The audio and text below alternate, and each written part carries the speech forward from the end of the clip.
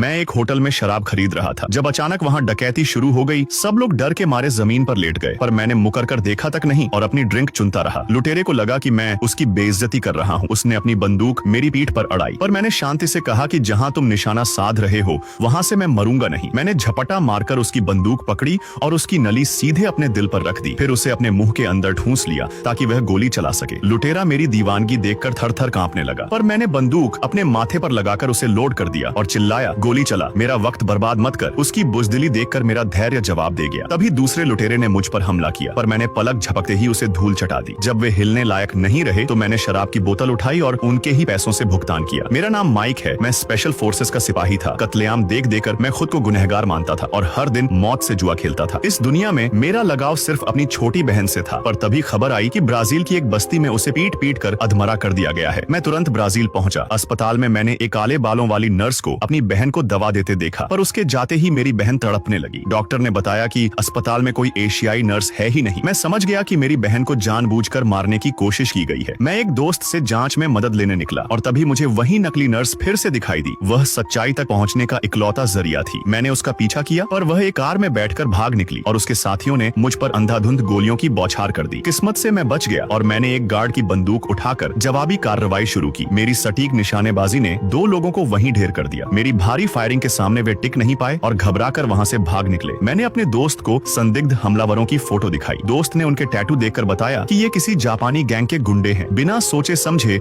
मैं सीधा उनके नाइट क्लब में जा घुसा। वहां मैंने एक आदमी को हड़बड़ाहट में टॉयलेट की तरफ भागते देखा। मैंने तुरंत उसका पीछा किया और रास्ते में उसके बॉडीगार्ड को ठिकाने लगा दिया। जैसे ही वह आदमी टॉयलेट से भागने वाला था, मैं उसके सामने खड़ा हो गया और बिना कुछ बोले सीधे उसके मुंह पर एक जोरदार मुक्का जड़ा। मैंने उसे अपनी बहन की फोटो दिखाई और सच बोलने को कहा, पर जब उसने अकड़ दिखाई तो मैंने उसकी मरम्मत शुरू कर दी। मैंने उसका सिर पकड़ा और टॉयलेट के पानी में 4-5 बार डुबोया। जब उसकी सांसें उखड़ने लगी तो उसकी सारी हेकड़ी निकल गई। दर्द और खौफ के मारे उसने उस असली मास्टरमाइंड का पता उगल दिया जिसने मेरी बहन पर हमला करवाया था। आगे की स्टोरी और भी ज्यादा इंटरेस्टिंग है।